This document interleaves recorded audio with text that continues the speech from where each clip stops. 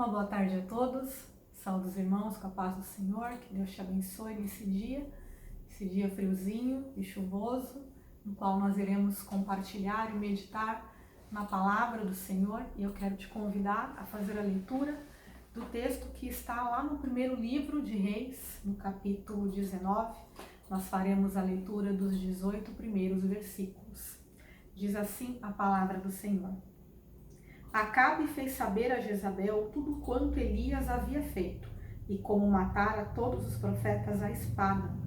Então Jezabel mandou um mensageiro a Elias a dizer-lhe: façam-me os deuses como lhes aprouver, se amanhã, a estas horas, não fizer eu a tua vida, como fizeste a cada um deles. Temendo, pois, Elias, levantou-se e para salvar sua vida se foi e chegou a Bérseba, que pertence a Judá, e ali deixou seu moço.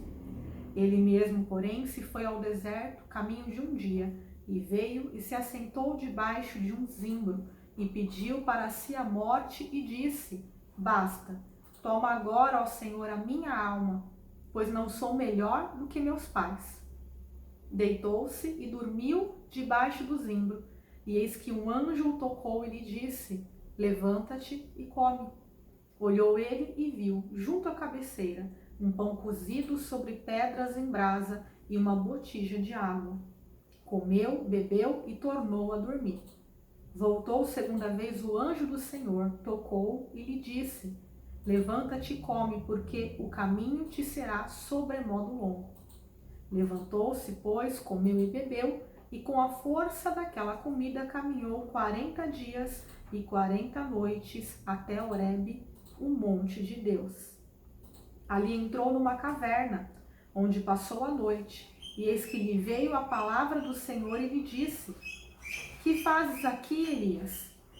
Ele respondeu: tenho sido zeloso pelo Senhor, Deus dos exércitos, porque os filhos de Israel deixaram a tua aliança, derribaram os teus altares e mataram os teus profetas à espada.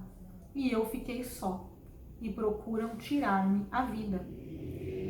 Disse-lhe Deus: sai e põe-te neste monte perante o Senhor.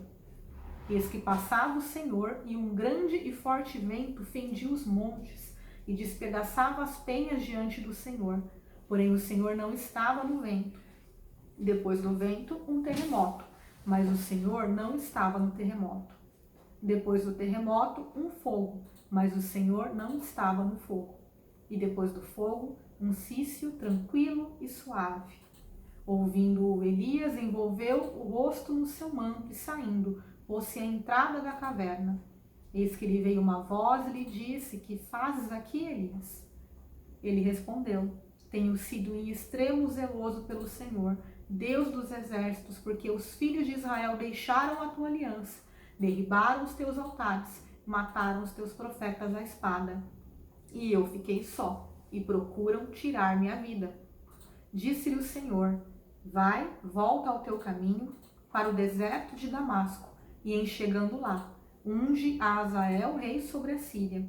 A Jeú, filho de Ninsi, ungirás rei sobre Israel, e também Eliseu, filho de Safate, de Abel-Meolá, ungirás profeta em teu lugar. Quem escapar à espada de Azael, Jeú o matará. Quem escapar à espada de Jeú, Eliseu o matará. Também conservei em Israel 7.000, todos os joelhos que não se dobraram a Baal, e toda a boca que não o beijou. Até aqui. Elias foi um grande profeta de Deus, levantado por Deus em meio a uma crise moral e espiritual da nação de Israel. Também uma época de juízo, onde havia grande fome e seca sobre a terra. Havia idolatria e perseguição aos profetas do Senhor. Recentemente tivemos uma pregação sobre Elias, alguns capítulos antes desse, que falava do seu sustento, por Deus, quando ele estava ali, no deserto, e também quando ele estava junto à viúva de Sarepta. Mas o que eu quero falar nessa tarde é sobre o cuidado completo de Deus. O cuidado de Deus que se revelou sobre a vida de Elias e que se revela sobre as nossas vidas, especialmente nos momentos de crise, especialmente nos desertos. Os eventos da vida de Elias, eles têm um ponto-chave, né? Eles culminam com um ponto-chave no seu ministério, alguns capítulos antes, quando ele confronta os 850 profetas de Baal e de Astarote. Esses 850 profetas são envergonhados, humilhados, mortos à espada, e o Senhor foi engrandecido naquele momento, né? O nome do Senhor foi exaltado na nação de Israel. Foi uma grande vitória. E talvez Elias tivesse pensado por um momento que haveria um tempo de calmaria, ou que as coisas finalmente iriam dar certo para a nação de Israel, né? Que as coisas finalmente iam começar a caminhar. Mas não foi isso que aconteceu. A crise ainda estava acontecendo, ainda haveriam algumas batalhas, alguns episódios nessa história e nesse período tão complicado para a nação e para a vida de Elias. A rainha Jezabel, que era uma rainha extremamente má, quando soube dos feitos de Elias, né, da sua vitória sobre os profetas, mandou ameaçá-lo. E ao invés de descanso, o que Elias recebeu foi mais uma ameaça e uma intensificação na sua perseguição. Mais uma batalha estava começando. Às vezes nós somos assim. Nós ansiamos e batalhamos na nossa vida, enfrentamos as nossas lutas diárias e quando ganhamos, né, quando temos a vitória de uma grande batalha, né, colocamos tanto a nossa energia e tanto a nossa esperança naquilo que por um momento nós achamos que a vida vai ter aí um momento de calmaria. Mas o que nós percebemos é que os momentos de calmaria, eles são breves. E logo vem outras batalhas, novas dificuldades, novos desafios. Assim é a nossa vida. O que eu quero destacar, como eu disse, é o cuidado completo de Deus. Mesmo quando nos desesperamos, quando nos desanimamos, mesmo quando deixamos que o medo e a frustração e o desânimo nos atinjam, né? Mais uma batalha. Será que não tem um descanso? Será que não há uma calmaria nessa nossa jornada? Mas é nesses momentos que nós vemos o cuidado completo de Deus e vemos que Deus está preocupado em não somente nos sustentar, mas nos restaurar por inteiro. Elias, em sua angústia e depressão, resolve fugir. Ele literalmente desiste de tudo. Desiste do seu ministério, do seu chamado, da sua missão em Israel, né, aquilo que ainda seria feito por meio da sua vida, e acima de tudo ele desiste da sua própria vida. Mediante aquela ameaça, ele foge para o deserto, e ali no deserto ele vai dizer no verso 4, já basta, ó Senhor, toma agora a minha vida. Ele realmente desiste de tudo. Um profundo desânimo e depressão tomam ali a mente e o coração de Elias, e ele se sente derrotado e pronto a desistir. Mas nesse momento nós vemos o cuidado de Deus, mais uma vez, sobre a vida de Elias, porque Deus envia então um anjo com provisão, com sustento. No primeiro momento, para cuidar do seu físico, né? O anjo traz comida, pão e água para Elias, não somente uma vez, mas 2 vezes. E também Deus o dá o descanso físico, o descanso que o corpo dele precisava, porque haveria ainda uma jornada para Elias. Deus marca um encontro com Elias no Monte Horebe, 40 dias de jornada, uma jornada de deserto que culminaria com um encontro com a presença de Deus, um encontro com Deus, onde Deus iria fortalecer e restaurar plenamente a sua vida. Então Deus fortalece seu físico, mas também estava preocupado com o seu emocional, com o seu espiritual. Elias então embarca a sua jornada e depois de 40 dias de caminhada, ele chega ao Monte Horebe e passa a noite numa caverna. E ali Deus faz uma pergunta a Elias: o que fazes aqui? Talvez nos pareça estranha a pergunta, né? Mas na verdade o que Deus queria era ouvir a voz de Elias. Ele queria que Elias pudesse realmente se derramar desnudar todas as suas preocupações, os seus medos, os seus anseios. Assim é conosco, Deus quer ouvir a nossa voz. Ele sabe todas as coisas que nos acontecem, mas Ele quer ouvir, Ele quer saber, né, como estamos nos sentindo, porque estamos nos apresentando diante dele. E naquele momento, Elias então fala o que ele estava sentindo, e ele vai dizer, em outras palavras, Senhor, eu tenho sido um servo fiel e zeloso, mas o povo de Israel te abandonou. Abandonaram a tua aliança, abandonaram a tua palavra, e ainda por cima mataram os teus profetas, só sobrei eu, e ainda por cima estão tentando me matar. Então o Senhor pede a Elias, né, que saia ali da caverna e uma série de manifestações sobrenaturais começam a acontecer, na verdade, naturais, mas que Elias esperava que fosse algo sobrenatural, que fosse algum sinal sobrenatural de Deus. Então começa a acontecer uma grande ventania, em seguida um grande terremoto e em seguida um fogo. Então, né, manifestações ali grandiosas diante de Elias, mas a palavra diz que Deus não estava em nenhuma dessas manifestações. E é interessante porque às vezes nós ansiamos por grandes sinais de Deus, por grandes milagres, por grandes maravilhas, e especialmente em momentos como o que estamos aí vivendo, né? Nós queremos que literalmente Deus envie fogo do céu. E Elias tinha visto isso recentemente. Mas não era disso que Elias precisava. Não era essa maneira como Deus iria se revelar a ele nesse momento. Nem sempre é de grandes sinais e maravilhas que nós precisamos. Deus estava presente e ele se manifesta, mas não foi por meio de grandes sinais, e sim por meio de um cício suave, ou em outras traduções, voz mansa e delicada como uma brisa. Era o que Elias precisava, mas não era o que ele esperava. Em situações como a que temos vivido, às vezes ansiamos por soluções rápidas, por um grande milagre, que resolva todos os nossos problemas de imediato. Mas é nos momentos de crise que Deus irá tratar os nossos corações e irá se revelar a nós e falar conosco, muitas vezes de maneira suave, no silêncio. Tão suave que corremos o risco de não perceber, se ficarmos mergulhados demais em nossos problemas, preocupações, nas muitas vozes que muitas vezes nos perturbam e nos impedem de enxergar o agir de Deus, mesmo em meio às nossas aflições. Novamente, Deus pergunta a Elias, que fazes aqui? E Elias repete sua resposta. Mas nesse momento Deus está tratando Elias no seu coração, no seu espírito, realinhando a visão de Elias com a visão de Deus e restaurando os seus propósitos. Deus dá então a Elias 3 incumbências, 3 missões importantíssimas.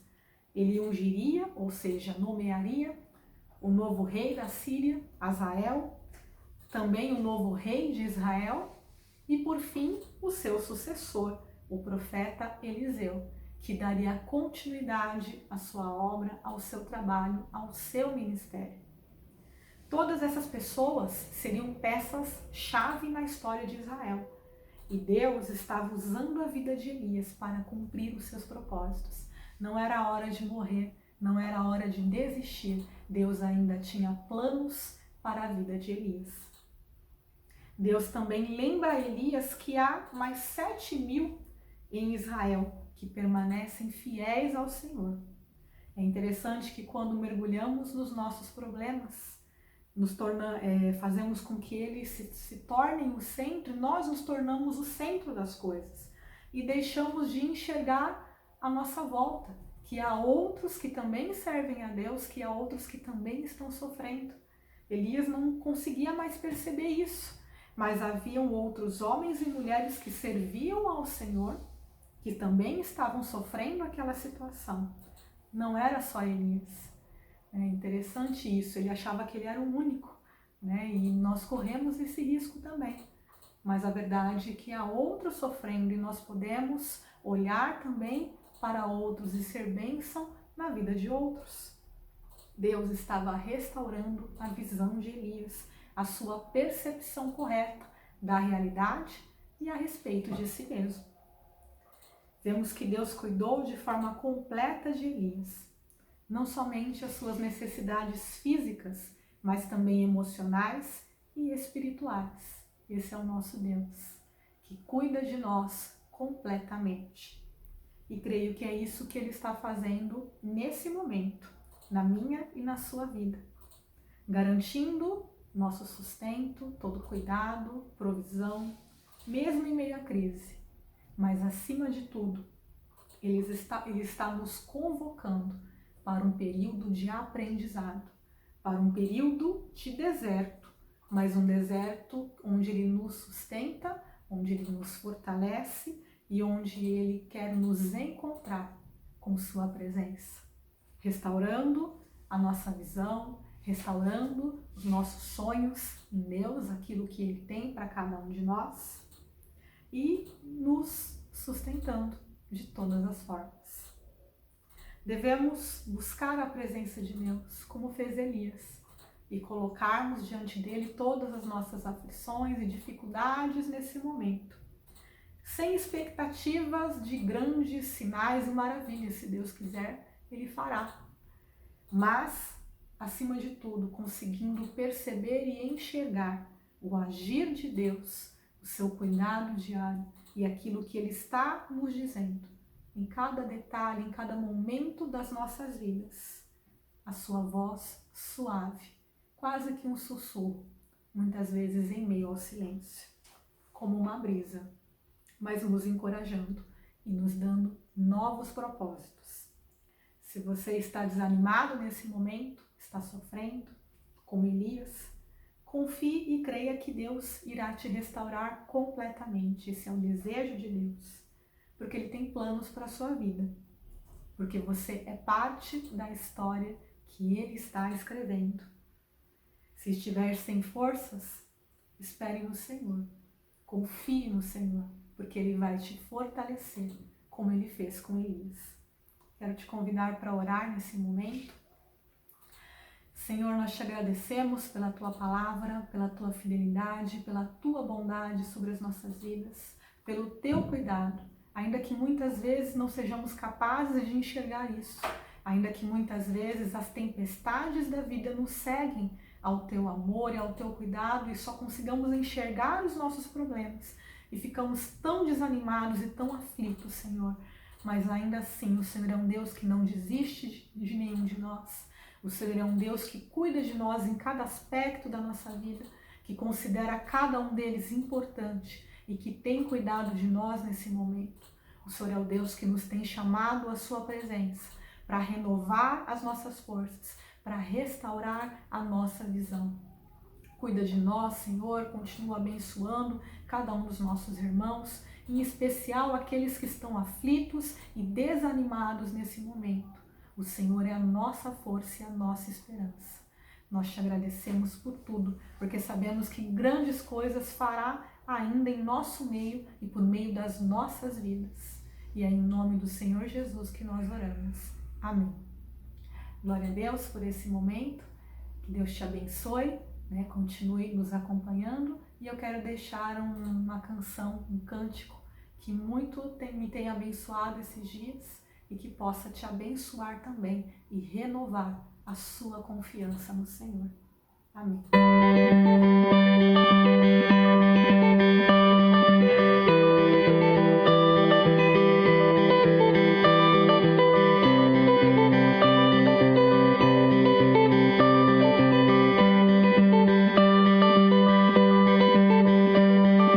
Pai, Deus poderoso, tem compaixão de mim. Preciso da tua graça abundante aqui.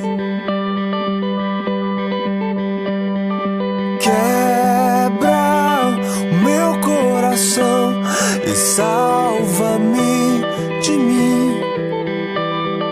faz-me bem aventurado em ti. Pai, Deus de justiça, misericórdia, amor, confesso que me afastei, me esqueci de ti.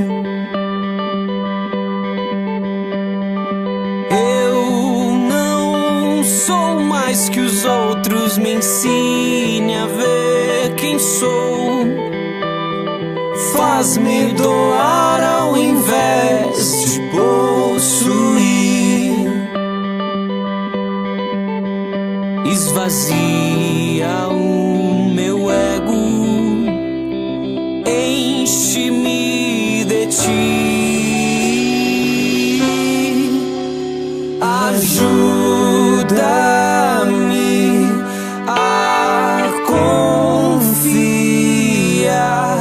mesmo quando a confiança me falta. Ajuda-me a enxergar, mesmo quando meu olhar falhar.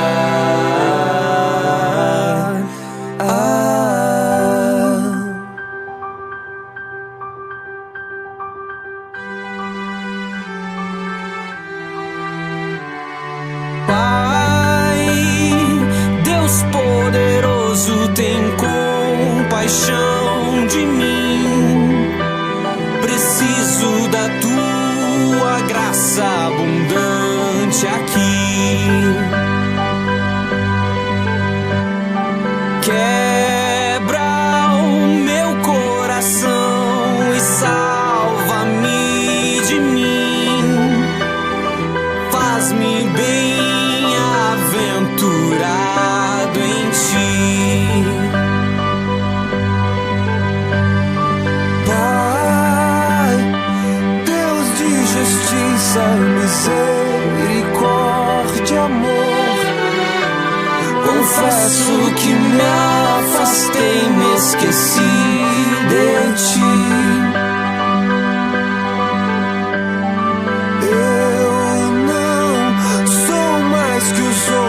Me ensine a ver quem sou.